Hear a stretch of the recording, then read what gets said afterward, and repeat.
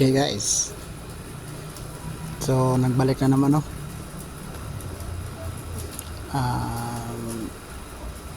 Meron akong ibibigay, baka manalo to.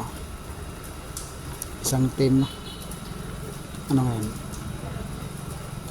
September 28, 2023. Hanapin nyo sa pre-match na Euro Cup Women. Doon, hanapin nyo yung SBS Ostrava. 11 PM ngayong gabi, 11 PM. Kunin mo yung under 63 SBS Ostrava Women under 63, 11 PM mamaya. So good luck.